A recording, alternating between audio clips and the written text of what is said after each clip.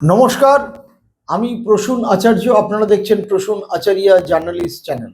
বন্ধুরা, আজকে আমরা আলোচনা করব যে উত্তরবঙ্গের ৬টি লোকসভা কেন্দ্র অর্থাৎ আলিপুরদুয়ার থেকে বালুরঘাট পর্যন্ত এই ৬-৭-৪২টি আসনের কি ফলাফল হতে পারে তাই নিয়ে আমি আমার যতদূর সোর্স এবং দফায় দফায় বিভিন্ন সাংবাদিক এবং অন্যান্যদের জিজ্ঞাসা করে যেটুখানি রেজাল্ট পেয়েছি এবং রাজনৈতিক নেতাদের সাথেও আমি কথাবার্তা বলেছি, তাতে একটা অনুমান উঠে এসেছে। সেই অনুমানের ভিত্তিতেই আমি আলোচনা করব এবং একটু আলোচনাটা মন দিয়ে শুনবেন এই কারণে যে আমি প্রথমে ভেবেছিলাম জেলাভিত্তিক আলোচনা করব, তারপর দেখেছি জেলাভিত্তিকের বদলে যেহেতু জেলা ভাগ বেশি হয়েছে তৃণমূল আমলে, আমার মনে হয় লোকসভা কেন্দ্র ধরে যদি আলোচনা করা যায় তাহলে সিট ওয়াইজ কিছু কিছু আলোচনার স্পষ্ট হবে যে কোন দিকে ব্যাপারটা এগোতে পারে বা কাদের দিকে সিটটি ছিল, আসনটি কোন দিকে যেতে পারে বা সেখানকার ভোটারদের চরিত্র কি ধরনের পরিবর্তন হচ্ছে। আমি আপনাদের কাছে অবশ্যই অনুরোধ করব, যারা আমার এই ভিডিওটি দেখছেন তারা সাবস্ক্রাইব করবেন, সেই সঙ্গে বেল আইকনে ক্লিক করবেন যাতে ভিডিওটি আপলোড হওয়ার সাথে সাথে আপনারা দেখতে পান। আর একটি বিষয় অনুরোধ করব, লাইক, শেয়ার এবং কমেন্ট অবশ্যই করবেন এবং পারলে আপনারা মেম্বারশিপ নেবেন আমার এই চ্যানেলটি চালানোর কারণে। আমি একেবারে গত বিধানসভা কেন্দ্রের কীরকম ধরনের রেজাল্ট হয়েছিল, তারপর লোকসভাতে কি পরিবর্তন এবং এখন কি অবস্থা সেটা নিয়ে আলোচনা করি। একেবারে কুমারগ্রাম থেকে যদি আমরা ধরি, আসাম বর্ডার থেকে, তাহলে আমার মনে হয় আলোচনা করাটা অনেক কার্যকর হবে এবং স্পষ্ট হবে। দেখুন, আলিপুরদুয়ার যে লোকসভা আসন, তাতে গতবার বিধানসভা ভিত্তিক ফলাফলে বিজেপি 5টি, তৃণমূল 2টি আসন পেয়েছিল। লোকসভাতে বিজেপি আরও একটি আসন বাড়িয়ে নেয় 6টি এবং তৃণমূল 1টি আসন জেতে। মাদারিহাটে যদিও আসনটি খালি করতে হয় মনোজ টিগ্গাকে, যিনি লোকসভায় জিতেছিলেন, তারপরে কিন্তু আমরা দেখলাম সেটি আবার তৃণমূলের দখল করলো উপনির্বাচনে জয়প্রকাশ টপ্ন এবং তিনি এবার ওই মাদারিহাটে প্রার্থী হয়েছেন। আমার মনে হয় এবছর যে পরিমাণে বিজেপির হাওয়া পার্টিকুলারলি আলিপুরদুয়ার জেলায় দেখা যাচ্ছে, তাতে তৃণমূল গতবারে যে 2টি আসন জিতেছিল তার মধ্যে একটি আসন তারা ধরে জিততে পারে শিওর, আরেকটি আসন তারা সেটা নিয়ে খুবই ফাইট হচ্ছে, বিশেষ করে মাদারিহাটে।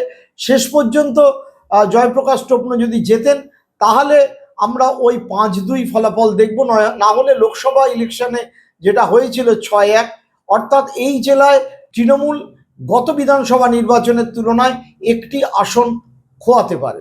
এবার আসি কোচবিহার লোকসভা কেন্দ্র।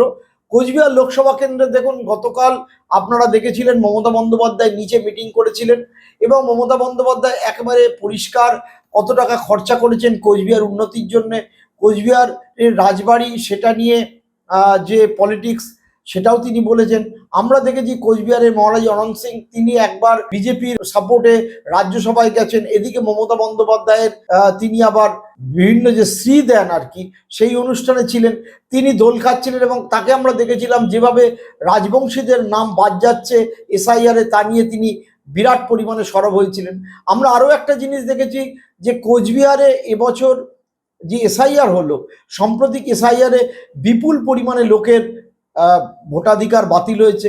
কোচবিহার জেলায় মুসলিমদের সংখ্যা উত্তরবঙ্গের যে কটি আলোচনা করব আসন, অর্থাৎ একেবারে আলিপুরদুয়ার, জলপাইগুড়ি, কোচবিহার, দার্জিলিং, এই 4টে জেলার মধ্যে মুসলিমদের সংখ্যা বেশি এবং সব মিলিয়ে যা দাঁড়িয়েছে, তিনি ওখানকার মদনমোহন যে মূর্তি, যে মন্দির সেখানে কিভাবে করেছেন, কোচবিহারকে কিভাবে যে হেরিটেজ দিয়েছেন, মমতা বন্দ্যোপাধ্যায় তার পুরো ব্যাপারটা ব্যাখ্যা করেন। আমরা দেখেছি কোচবিহার জেলাকে কেন্দ্র করে অমিত শাহ, নরেন্দ্র মোদী তারাও মিটিং করেছেন, তারাও সেটা ঠিক করছেন যে কোচবিহার জেলার ওপর যদি ফোকাস করা যায়, কোচবিহার জেলা থেকে যদি বেশি আসন নেওয়া যায়। গতবার বিধানসভা ইলেকশনে কোচবিহার লোকসভা কেন্দ্রে, আমি আবারও বলছি যে আমরা জেলা ভিত্তিকভাবে বললেও আসন ভিত্তিকভাবে যখন আলোচনা করব, আমার মনে হয় সেক্ষেত্রে আমার আলোচনার সুবিধের জন্য লোকসভা ধরেই এগোনো ভালো। বিধানসভা ভোটে বিজেপি 5টি আসন জিতেছিল, তৃণমূল জিতেছিল 2টি আসন, উদয়নগুহ এবং দিনহাটা এছাড়া সিতাই তারা পেয়েছিল। আপনারা জানেন রবীন্দ্রনাথ ঘোষকে এবার প্রার্থী করা হয়নি, তিনি পপুলার নেতা, তা সেটা নিয়ে তৃণমূলের এক অংশের মধ্যে কিছুটা ক্ষোভ আছে, গোষ্ঠীদ্বন্দ্ব রয়েছে। তা সত্ত্বেও উদয়ন গুহর একটা নিজস্ব ব্যাপার রয়েছে, সেটা তার বাবা কমল গুহর জায়গা, পরে তিনি তৃণমূল কংগ্রেসে আসেন এবং তিনি জিতে চলেছেন। তার নানা সময় তার কথাবার্তা নিয়ে নানা বিতর্ক সৃষ্টি হয়েছে। তা সত্ত্বেও যদি কোচবিহার জেলার দিকে আমরা তাকাই, যে পরিমাণে বিজেপি তাদের ওখানে ডেন করার চেষ্টা করছে, উল্টো দিক থেকে মমতা বন্দ্যোপাধ্যায় আপ্রাণ চেষ্টা করছেন যদি আলিপুরদুয়ারে একটা আসন শর্ট হয় তাহলে সেটা কি করে কোচবিহার জেলা থেকে মেকআপ করা যায়। আমরা যদি লোকসভার ভিত্তিতে দেখি, সেখানে তৃণমূল কিন্তু 5টি আসনে এগিয়েছিল এবং সিতাইতে এবার ক্যান্ডিডেট চেঞ্জ হয়েছে। এবং সবচেয়ে বড় কথা হচ্ছে নিশীথ প্রামাণিক, তিনি এবার মাথাভাঙা কেন্দ্র থেকে এই জেলার দাঁড়িয়েছেন।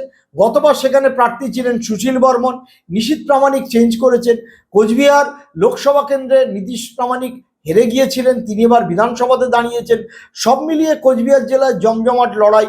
তবে আপাত দৃষ্টিতে এখনো পর্যন্ত যা মনে হচ্ছে যে লোকসভায় যে হোল্ড এবং তৃণমূল কংগ্রেস যে পরিমাণে অগ্রগতি হয়েছিল, অর্থাৎ 5টি সিটে তৃণমূলের লিড ছিল, 2টি সিটে লিড ছিল বিজেপির, সেইটা কিন্তু আলটিমেটলি হয়তো দাঁড়াবে না। কোচবিহার জেলায় ভালো রেজাল্ট যদি তৃণমূলের হয় তাহলে ওই 2টো আসন, খুব বেশি হলে 3টে আসন। কিন্তু আমার মনে হয় কোচবিহার জেলার এখনো পর্যন্ত যা পরিস্থিতি, যদিও রাজবংশীদের একটা সেকশন এর এখনো পর্যন্ত বিমুখ হয়ে আছেন এবং মমতা বন্দ্যোপাধ্যায় তার সভায় গিয়ে বারবার চেষ্টা করছেন রাজবংশীদের তার সঙ্গে পাওয়ার। সেটা যদি তিনি পেতে পারেন তাহলে হয়তো একটি সিট বাড়তেও পারে, নয়তো 2টো আসনও থাকতে পারে। আর খুব যদি বিজেপির হাওয়া বয়, আলটিমেটলি বিজেপি যেটা আপ্রাণ চেষ্টা করছে তাদের সিট বাড়ানোর উত্তরবঙ্গের এই জেলা থেকে, তাহলে বিজেপি যে গতবার 5টি সিট পেয়েছিল 5টি সিট পেতে পারে, তৃণমূলকেও 6টি সিট পাওয়া অসম্ভব, কিন্তু সেই চেষ্টায় বিজেপি আছে। তৃণমূল কংগ্রেস আমার মনে হয় যে গতবার যেরকম 2টো আসন পেয়েছিল তারা 2টো আসন ধরে রাখতে পারে। এবার আসি জলপাইগুড়ি জেলা। আপনার জলপাইগুড়ি জেলার সবচেয়ে এবার আলোচ্য আসন ছিল রাজগঞ্জ, যেখানে খগেশ্বর রায়ের টিকিট কেটে দিয়ে স্বপ্না বর্মনকে দাঁড় করানো হয়েছে এবং স্বপ্না একদম শেষে তার রেলের থেকে মঞ্জুরি পেলেন যে তিনি ভোটে দাঁড়াতে পারেন এবং তার ফলাফল যেটা দাঁড়ালো, খগেশ্বর রায় প্রথমে অসম্ভব অসন্তুষ্ট হন, তা সত্ত্বেও বারবার তাকে মানানোর চেষ্টা হচ্ছে। আমরা জানি বুলুচিক বড়াই ওইখানকার এই জেলার প্রার্থী, তার একটা হোল্ড রয়েছে এবং জন বার্লা তাকে নানাভাবে প্রচারে আনা হচ্ছে এবং টি গার্ডেনের আদিবাসীদের ভোট কিন্তু এইবার নানা রকমভাবে বিক্ষিপ্ত। আদিবাসীদের যেরকম একতরফা ভোট বিজেপি পেত, এবার আপনার আলিপুরদুয়ার, কোচবিহার, পার্টিকুলারলি জলপাইগুড়ি জেলার আদিবাসীদের ভোট সেভাবে বিজেপি নাও পেতে পারে। কিন্তু তা সত্ত্বেও আমরা যদি গতবারের লোকসভা এবং বিধানসভা ভিত্তিক আলোচনা দেখি, তাহলে তৃণমূল কংগ্রেস কিন্তু জলপাইগুড়ি জেলায় বিধানসভাতে 5টি আসন পেয়েছিল, বিজেপি ছিল 2টো। লোকসভাতে কিন্তু তৃণমূল 3-এ চলে যায় এবং বিজেপি 4টি আসনে যেতে, অর্থাৎ আমরা যদি সামগ্রিকভাবে অবস্থা বিচার করি এবং যেরকম নর্থ বেঙ্গলের এই 3টে জেলার আলিপুরদুয়ার, জলপাইগুড়ি এবং কোচবিহার, এই 3টে জেলার ওপর বিজেপি ফোকাস করেছে, বারবার প্রচার করছে। মমতা বন্দ্যোপাধ্যায় বলছেন যে আসাম থেকে তারা লোক এনে ভোট করাবে। অন্যদিক থেকে বিজেপি তাদের হিন্দুত্ব জিগির এবং পার্টিকুলারলি অনুপ্রবেশকারীদের বিরুদ্ধে, মুসলিম অনুপ্রবেশকারীদের কথাবার্তা বলে যেভাবে একটা ঘুষপেটিয়া তত্ত্ব খাড়া করার চেষ্টা করেছে, তাতে আলটিমেটলি যেটা দাঁড়াতে পারে যে গতবার তৃণমূল কংগ্রেস 5টি আসন বিধানসভায় পেয়েছিল, বিজেপি 2টো। কিন্তু আমার নানা লোকের সাথে নানাভাবে ফিডব্যাক নিয়ে যা মনে হচ্ছে যে লোকসভাতে যে পরিবর্তনটা হয়েছিল, অর্থাৎ বিজেপির সিট বিধানসভার তুলনায় বেড়েছিল, বিজেপির এবং তৃণমূলের সিট কমেছিল, সেইটা হওয়ার কিন্তু এবার সম্ভাবনা আছে। অর্থাৎ আমরা প্রাথমিকভাবে যে 3টে লোকসভা নিয়ে এখানে এই মুহূর্তে আলোচনা করলাম, তাতে দেখা যাচ্ছে এখনো পর্যন্ত তৃণমূলের সিট গেন হওয়ার থেকে বিজেপির সিট কিন্তু 1-2টো গেন হওয়ার সম্ভাবনা রয়েছে। এরপরে আসছি দার্জিলিং লোকসভা কেন্দ্র। দেখুন দার্জিলিং লোকসভা কেন্দ্রের মধ্যে পাহাড়ের হিল এরিয়া যেগুলো রয়েছে তাতে কিন্তু বিজেপির গতবার রমরমা ছিল। দার্জিলিং, কালিম্পং, কার্শিয়াং এই জায়গাগুলো তারা বার করে নিয়েছিল, তাদের সাপোর্টের বেরিয়েছিল। কিন্তু তারপর আমি দেখেছি মমতা বন্দ্যোপাধ্যায় গত 5 বছর ধরে গিয়ে কিভাবে অনিত থাপার সাথে করে বিজিবিএম আলাদা দল করে, এবং তারা এবার কালিম্পং এবং দার্জিলিংয়ে যেভাবে লড়াই দিচ্ছে, এবং শেষ পর্যন্ত কার্শিয়াংয়ের বিজেপির যিনি বিধায়ক ছিলেন বিষ্ণুপ্রসাদ শর্মা, তিনি যেভাবে দলত্যাগ করে তৃণমূলে যোগ দিলেন, অর্থাৎ হিল রিজিয়ানে কিন্তু বিজেপি আপ্রাণ চেষ্টা করছে। আমি যে শুনেছি প্রচুর টাকা পয়সা ছড়াচ্ছে। মমতা বন্দ্যোপাধ্যায় বারবার পাহাড়ে গিয়ে ধরে রাখার চেষ্টা করেছেন, এবং মমতা বন্দ্যোপাধ্যায়ের পক্ষে এবার কিন্তু পাহাড় থেকে বিজেপি একটা বা দুটো সিট কিন্তু কালিম্পং বা দার্জিলিংয়ের একটা বা দুটো সিট কিন্তু এবার মমতার সহযোগী বিজেপিএম জিতবে। আমার সুনির্দিষ্ট ধারণা আইদার কালিম্পং অর দার্জিলিং অথবা বোথ, অর্থাৎ বিজেপি যে গেনটা ওই 3টে জেলায় পাচ্ছে সেখানে এইখানে কিন্তু তাদের গেন চলে যাওয়ার কথা। এই জেলার দেখুন একেবারে এরপরে মাটিগাড়া নকশালবাড়ি, যেখানে শঙ্কর মালাকার আলোচনা করতেই হয়, কারণ শঙ্কর মালাকার একসময় এখানকার কংগ্রেসের বিধায়ক ছিলেন, 2016 সালেও জিতেছিলেন, 21 সালে হারেন। তিনি ট্রেড ইউনিয়ন করেন, চা বাগান ওই এলাকায় রয়েছে, এবং চা বাগানের এলাকার মধ্যে তার একটা আলাদা জনপ্রিয়তা রয়েছে। তিনি দাঁড়িয়েছেন মাটিগাড়া নকশালবাড়িতে। উল্টো দিক থেকে আমরা দেখছি যে একেবারে চলে এসে নতুন করে তার পুরনো কেন্দ্র থেকে চলে এসে গৌতম দেব, তিনি কিন্তু শিলিগুড়ি আসনে দাঁড়িয়েছেন, এবং শিলিগুড়ি আসনে জোর লড়াই হচ্ছে। শঙ্কর ঘোষ, যিনি একসময় অশোক ভট্টাচার্যের সঙ্গে ছিলেন, যার হাতে এখনো পর্যন্ত চে গুয়েভারের ট্যাটু, এবং তার জনসংযোগ যথেষ্ট ভালো বিজেপির, এবং শুভেন্দু অধিকারী ছায়াসঙ্গী, সেই শঙ্কর ঘোষের সাথে প্রায় সরাসরি লড়াই হচ্ছে আপনারা বলতে পারেন গৌতম দেবের। যে গৌতম দেব তৃণমূল কংগ্রেসের তার পুরনো কেন্দ্র ছেড়ে চলে এসে নতুন কেন্দ্রে আপনারা জানেন সেখানে লড়ছেন। আলটিমেটলি আমার যতদূর মনে হচ্ছে যে শেষ পর্যন্ত কিন্তু শিলিগুড়ির যা এখন ডেমোগ্রাফি অবস্থা দাঁড়িয়েছে, তাতে কিন্তু এই আসনটা পুনরায় শঙ্কর ঘোষ যদি ধরে রাখে অবাক হওয়ার কিছু নেই। আর এই লোকসভা কেন্দ্রের মধ্যে বাদবাকি যে সিট, সেই সিটের মধ্যে আপনারা একটা সিটের কথা আলোচনা না করলেই নয়, সেটা যে চোপড়া। এই চোপড়া আসনটি আমার মনে হয় শেষ পর্যন্ত তৃণমূল কংগ্রেস ধরে রেখেছিল, তৃণমূল কংগ্রেসই ধরে রাখবে। এবার যদি রায়গঞ্জের কথা আলোচনা করি, রায়গঞ্জের যে অর্থাৎ আমরা প্রাথমিকভাবে যে 4টি লোকসভা কেন্দ্রে আলোচনা করলাম, তাতে ইতর বিশেষ একটা দুটো আসনের ফারাক ঘটা ছাড়া, 2-3টে আসনের ফারাক ঘটা ছাড়া বিজেপির গতবারও অনুকূল পরিস্থিতি ছিল, এবারও বিজেপির পরিস্থিতি এমন হচ্ছে না যে তৃণমূল একেবারে ওয়াইপড আউট হয়ে গেল, বিজেপি সমস্ত আসনে জিতে চলে এলো, এই রকম কিন্তু অবস্থার এখনো পর্যন্ত মনে হচ্ছে না। তো গৌতম দেব লড়ছেন, কিন্তু গৌতম দেব শিলিগুড়ির মেয়র ছিলেন। শিলিগুড়ির একটা আলাদা বিষয় রয়েছে যে শিলিগুড়িতে কখনো মেয়র জেতেন। আমরা অশোক ভট্টাচার্যকেও দেখেছি, তিনিও মেয়র ছিলেন সিপিএম এর, কিন্তু তিনি জিততে পারেননি।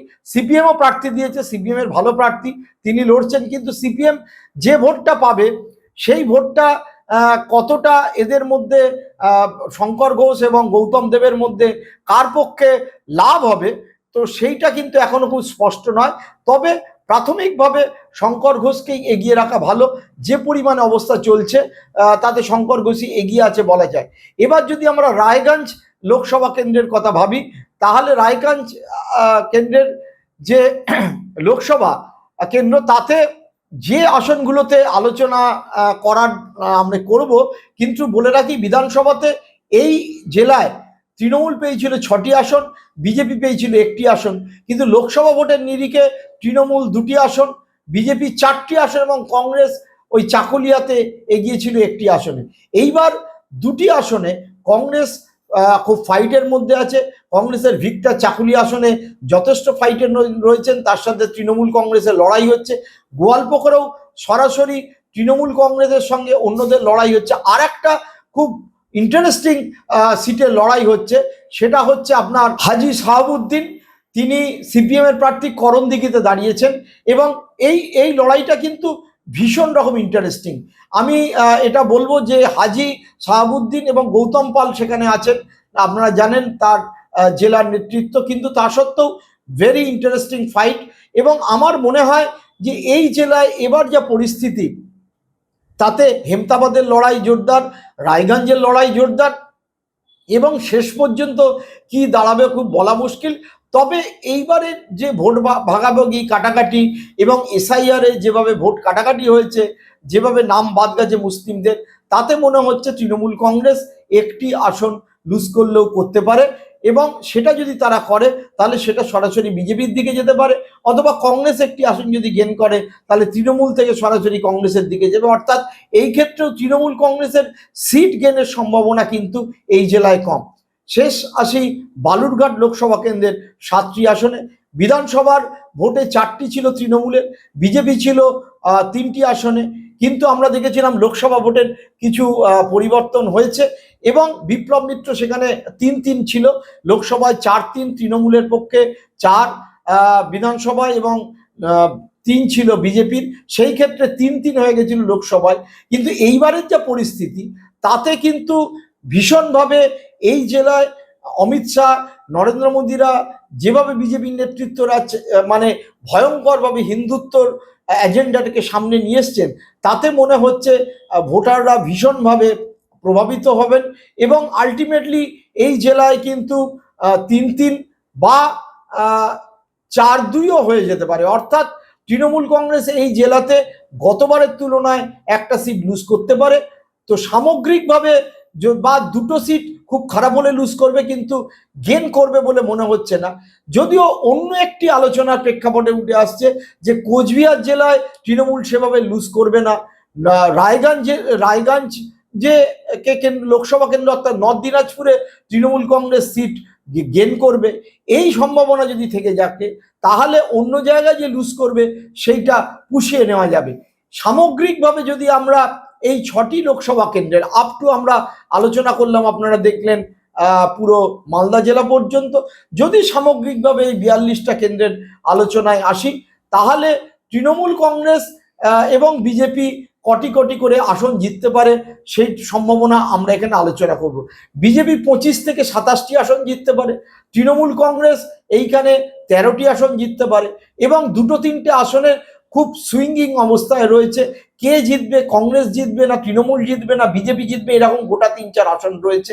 তবে তৃণমূল কংগ্রেস সামগ্রিকভাবে এবার যা অবস্থা, তাতে এমন নয় যে তৃণমূল কংগ্রেস যতটা ডাউন হয়েছিল, এই 42টা আসনের মধ্যে 40টা আসন বিজেপি জিতে গেল বা 35টা আসন বিজেপি জিতে গেল, এরকম কোনো সম্ভাবনা নেই।